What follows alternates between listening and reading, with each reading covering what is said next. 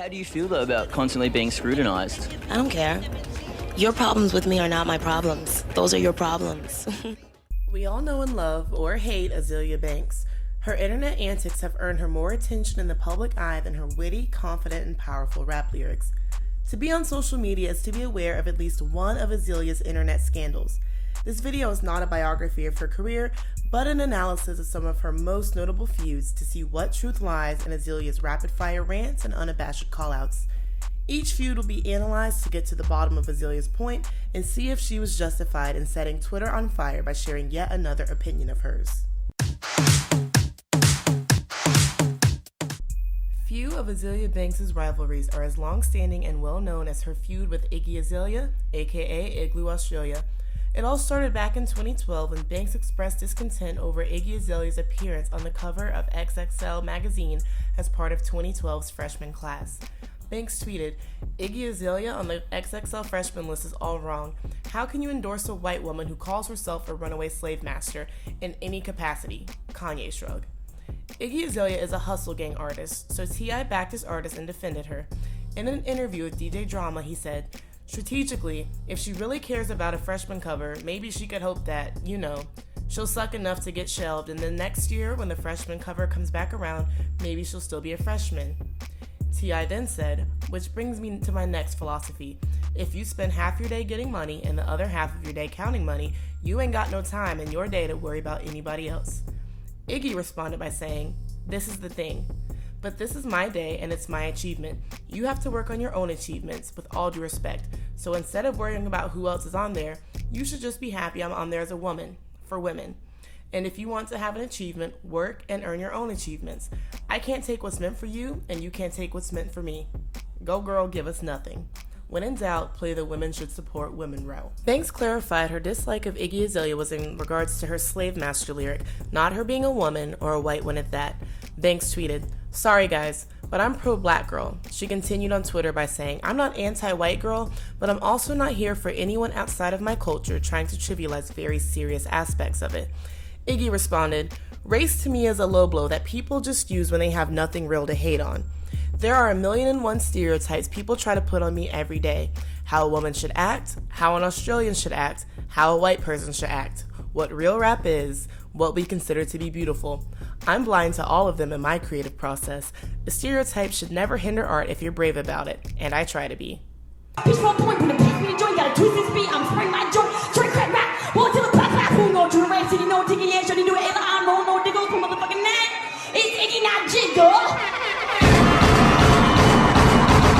Braver than the Marines, if you ask me. Iggy Azalea has said other questionable and racially insensitive statements, especially in her earlier days on Twitter. Iggy has since apologized for those tweets, but she was a grown woman when she wrote them. In 2014, Iggy Azalea and T.I. released their single No Mediocre, and it reignited the feud between Iggy Azalea and Azealia Banks. No Mediocre contained misogynistic lyrics about what physical features T.I. deems mediocre in a woman. I'll let you have fun looking them up for yourself.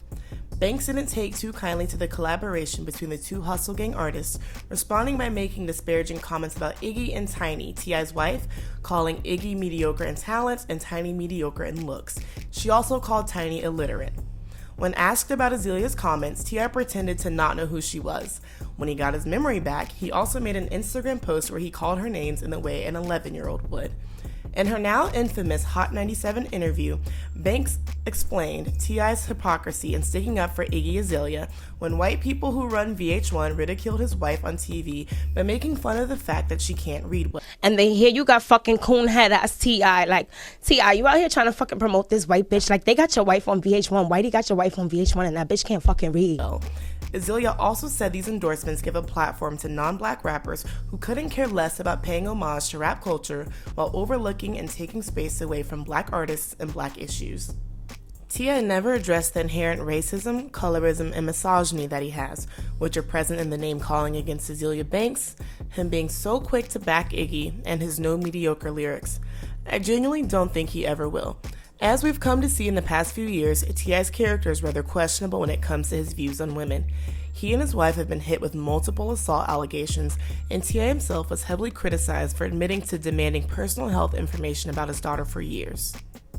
Banks was not the only rapper who didn't appreciate Iggy Azalea's meteoric rise to fame and felt as if her career was taking off at a rate that didn't necessarily match her talent. My point is, what I want the world to know about Nicki Minaj is when you hear Nicki Minaj spit, Nicki Minaj wrote it. Multiple black female artists, including Erykah Badu, K. Michelle, Nicki Minaj, and recently Lizzo, have felt like their years of hard work were overlooked while being a white, conventionally attractive woman helped Iggy's career skyrocket. I'm a fan of her music, but I have to admit that this is likely true. I can completely see where Azealia is coming from. Though she could have done without the name-calling, Azealia is right in saying white women often get opportunities that black women don't. Black women are often eager to jump to the defense of white women when they won't do the same for black women. At the time, many people pointed Banks out as the aggressor in this feud, but in recent years, many have come to side with her stance on cultural appropriation, misogynoir, and white people wanting a place in black culture but nothing to do with black issues. It's worth it to note that T.I. has since referred to signing Iggy Azalea to Hustle Gang as a massive blunder in his career and a regret of his. This prompted Azalea to call T.I. a misogynist in return. Both Azealia Banks and Iggy Azalea have said that they're open to collaborating with each other now, which I would love to hear. Iggy has since gone independent and no longer works with or speaks to T.I. Azealia and T.I. don't speak. No word yet on Tiny's literacy skills. Speaking of rappers whose careers took off very quickly, Azealia invited Cardi B into the ring in February of 2018 after accusing her of having a ghostwriter. This all started when Jerobi from A Tribe Called Quest posted a video of Cardi to his Instagram. Azealia then commented on the post saying, "Ew, you're getting unfollowed for posting this illiterate, untalented rat." This was completely unprovoked. She then posted multiple other comments saying Cardi was not a true artist and mocking her new veneers. Azealia then doubled down on her attack of Cardi B during a Breakfast Club interview in May of 2018. She expanded further on what prompted her to make the rude Instagram comments by saying, I think that it's very concerning to me that this conversation surrounding black women's culture like changes from, I don't know, because I feel like maybe 2 years ago, the conversation surrounding black women's culture was really reaching an all-time high, and we were really like discussing, you know, our power amongst ourselves. And, you know, Beyonce came out with Lemonade, and like there was just this really, really, really intelligent conversation going on nationally. And then everything just kind of changed, and then it was like Cardi B, you know what I mean? Banks added that invasion of privacy was a culture shock to her. Banks added, "I don't understand how we go from Beyonce's Lemonade and Solange, Black Lives Matter, and all of these conversations to this. I know we're not monolithic, but come on. I just don't understand the extreme lack of couth. I've never seen that at the forefront of female rap. I didn't know the bar would be lowered so much. It was kind of like a culture shock." Though Banks isn't really in the place to call out anyone for their lack of couth, she's far from the only person to criticize Cardi B for her loud, boisterous behavior that people often claim is embarrassing to black women. What was the reason? I just explained the reason. What was the reason, bitch? Cardi defended herself in regards to this by saying, "You busy trying to be a voice of reason and a representative for women of color when you can't even reason with yourself. You can't understand where your own insecurities come from and why you're so unhappy in your own skin," she wrote. Later, she added, "Just because I mix a few words up, forget to use commas, or misspell a few words doesn't make me illiterate and doesn't make me stupid. And because I laugh a little harder or talk a little louder doesn't make me a caricature." She ended her lengthy post by saying, "You think you're advocating for women and you're doing the opposite. I pray you find peace in your own heart and reason in your mind. Pray for your own success before you pray for the downfall of others." Though Cardi is more than justified in defending herself, it's a little disappointing to see someone else purposely miss the point because women should support women. If that were true, Cardi would listen to the multiple women making this argument instead of shutting them down. She misses the mark and willfully misses Azalea's point. Cardi knows when and how to put on this persona and has never acknowledged that she can get away with it while her darker skinned counterparts can't. Because I mean, for every Cardi B, you got a SZA, and you got a Issa Rae, and you got a Ava DuVernay, and you got Tiffany Haddish. And when you say Right, Cardi B, right, you talking right. about her music and what she raps about? No, or no, you no, talking no, about no, her no, no. struggle or I'm what not, she did? No, not at all. Not at all. I'm just talking about like this caricature. You get what I mean? This caricature of a black woman that black women themselves would never be able to get away with, you know? Cardi has also called darker-skinned black women roaches and gorillas while profiting off of their culture and aesthetic. Both of these names are racially charged and hint that some colorism is evident on Cardi's part. It's not that Cardi can't speak this way, but it's that when darker-skinned black women do the same thing, they don't get the opportunities that she does. Instead of actually taking the time to reflect on this and give black women the space to share their thoughts, Cardi acts like anyone who points this out is attacking her personally. A girl had beef with me, she gonna have beef with me forever. Admitted part of Banks' attack was personal, rather than the colorism itself. Azealia Banks is totally correct in saying that the way Cardi acts would be inexcusable for a dark-skinned woman and wouldn't earn her any of the Grammys or accolades that Cardi B has. This is evident in the differing public perceptions of Cardi B and Azealia Banks. While Cardi is constantly embroiled in conflict, multiple excuses have been made for her behavior as if her upbringing or newfound fame are an excuse. There are multiple instances where Cardi B has been physically violent on camera and at public events, yet she is still treated as an A-list celebrity. At the same time, Banks is only treated like a crazy person on the internet who doesn't have a career outside of social media scandals, and she's also treated like the laughingstock of hip-hop. One could argue that that's because Banks has made racist and homophobic comments outside of the general chaos she causes on the internet. But Cardi has made equally bigoted comments and has also admitted to assaulting men, a crime Banks does not have under her belt. 2018 was clearly a busy year for Azealia Banks and her Twitter accounts. By the end of the year, one of her longtime friends in the music industry became her sworn enemy. It all began in the fall of 2018 when Lana Del Rey made her disapproval of Kanye West's endorsement of Donald Trump known by commenting on one of West's pro-Trump Instagram posts. She said, "Trump becoming our president was a loss for the country, but your support of him is a loss for the culture. I can only assume you relate to his personality on some level. Delusions of grandeur, extreme issues of narcissism, none of which would be a talking point if we weren't speaking about the man leading our country. If you think it's alright to support someone who believes it's okay to grab a woman by the... just because he's famous, then you need an intervention as much as he does. Something so many narcissists will never get because there just isn't enough help for the issue." I think now is a good time to mention that Lana Del Rey, Kanye West, Azealia Banks, and Donald Trump are all Geminis. Though Kanye was silent, Azealia stepped in on his behalf, tweeting, "Wow, okay Lana, this would be cute if you were consistent with your outrage and refused to collab with A$AP Rocky, who has physically assaulted women too.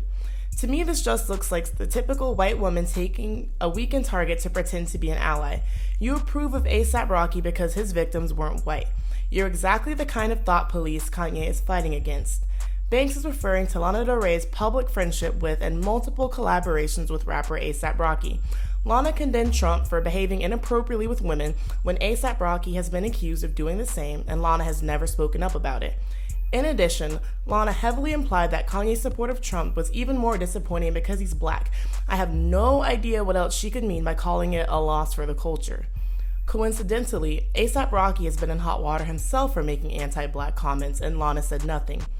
Azealia's point was that it's completely unfair and hypocritical to work with someone who has been accused of the same behavior she claims to hate. Azealia also implied Lana only gets involved in politics when she believes there's an easy target to make herself look better or correct, which Kanye West was in this instance.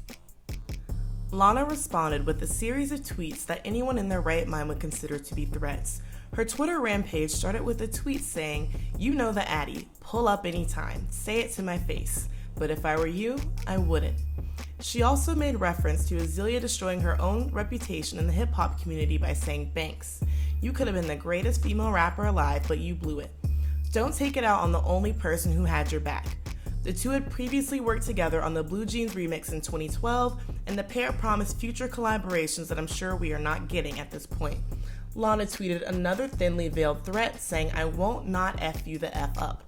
This is a lot coming from a person who cried publicly 2 years later about the fact that the music industry did not allow her to be the delicate woman she claims to be. Banks responded with tweets mocking Lana's weight and appearance, and Lana fired back by insinuating Banks was mentally ill and her medication was not working. It's not been publicly confirmed whether Azealia has any diagnosed mental illnesses or is taking any medications for them. In true Azealia Banks fashion, she claimed she would sue Lana Del Rey for threatening her, to which Lana told Banks to assure her lawyer that her tweets were promises, not threats. It's been 3 years since the incident, and Banks has yet to take legal action against Lana Del Rey. Lana Del Rey has proven over the years that she isn't a beacon of racial consciousness. Who can forget when she shut down Instagram for a few days with her question for the culture, which was less of a question and more of her publicly admitting she doesn't understand how white privilege works, while simultaneously ignoring the struggles female musicians of color, which apparently now includes Ariana Grande, face regularly. It's exactly her white womanhood that allows Lana to tweet at Azealia, threatening her physically and facing no repercussions. Stan Twitter simply found Lana's tweets funny, if not iconic, and chalked it up to Azealia Banks being put in her place yet again. Little thought was given to Lana's obvious hypocrisy and violent tweets simply because she isn't perceived that way by the mainstream media while Banks is. Clearly, Azealia was somewhat correct in pointing out how weak Lana Del Rey's politics are, something that she has only proven time and time again in the years to follow this now infamous Twitter war. Most recently, Azealia Banks has found herself in a brief battle with the anti-Michelle Obama, Candace Owens. Owens, who enjoys being a Tomi Lahren knockoff. I want to know which nanny, which chef, which housekeeper, which chauffeur, which Secret Service agent, which gardener, which landscaper is oppressing Michelle Obama and antagonizing black people in general, tweeted this past June her feelings that Juneteenth was a divisive and pointless holiday, and she would be holding off on her celebrations until the 4th of July. She then doubled down by saying slavery in America was not a big deal, as slavery has been a common practice historically and currently. This was especially poor timing because 2021 marks the first year Juneteenth is considered a federal holiday since President Biden signed the Juneteenth National Independence Day Act into law. Not one to let even the most ignorant tweets pass her, Azealia Banks caught wind of Owens' tweet and responded with a vivid and hilarious reminder that Owens would have had nothing to celebrate on July 4th, 1776, as she, being a black woman, most likely would have still been enslaved.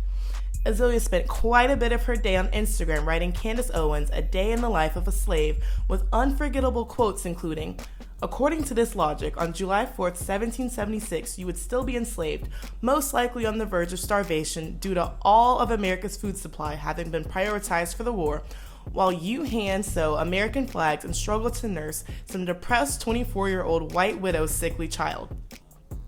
And you will be watched closely by her irate, sunburned, and whiskey-soaked 89-year-old uncle to be sure you do not sneak a single biscuit or fingerful of roux to yourself. If this doesn't prove Azealia is a great writer, I don't know what does." Owens did not respond to Banks, and she has since deleted the Instagram post. In regards to the situation, Banks also said about Candace Owens, "You're really picking on black people for weird white internet users for their entertainment. Is that what it means to be a black conservative? That's not what it means to be a black conservative, that you just poke fun at black people. That is not it." Though it's definitely exaggerated, Banks' response is based in the reality of what slavery would have been like and explains why black liberation is important enough to be celebrated. Black liberation is the reason both Banks and Owens are able to have the careers and differing opinions that they do. Candace complains about divisiveness, but her tweet was put out to be divisive, contrarian, and upset people. There's room for nuance. Black Americans can celebrate the 4th of July, but it shouldn't be at the expense of making fun of or invalidating blacks who celebrate Juneteenth. Not all black people have to celebrate Juneteenth, but there is room to celebrate both if you choose to do so. But to go out of your way to be ignorant about the purpose of the holiday is embarrassing. Then again, embarrassing is definitely on brand for Candace Owens. It would take days to go through each and every one of Azealia Banks' online arguments. Though some of her online rampages are completely unjustified and unprovoked, it's unfair to say that Azealia Banks is always in the wrong. She often makes very valid criticisms when it comes to race, namely the role a lot of black men and non-black women play in the mistreatment of and perpetuation of harmful stereotypes towards black women. To acknowledge this is not to say that Banks is correct or justified in everything she says and does. However, it is worth it to point out that she is not the only celebrity who has been seen on multiple occasions being reckless on the internet. Many celebrities who have had multiple scandals under their belts and allegations against them have not seen their careers suffer in the way that Banks has. Even if they're now getting their comeuppance, they still weren't written off and canceled as quickly as Azealia was. Many of these people have a larger platform and more public support than Banks could have ever hoped to have. Multiple other artists in the public eye have lost their credibility long ago, but still have the opportunity to be supported by their labels and a majority of the public and receive the positive press and attention that has been denied to Azealia Banks. I'm not sure what the future holds for Azealia Banks. Hopefully we'll see a second album soon and she'll do her best to remain out of trouble on the internet. Until then, we can hope the days of her more ridiculous scandals are behind her and a more positive, less pugnacious version of Miss Banks emerges.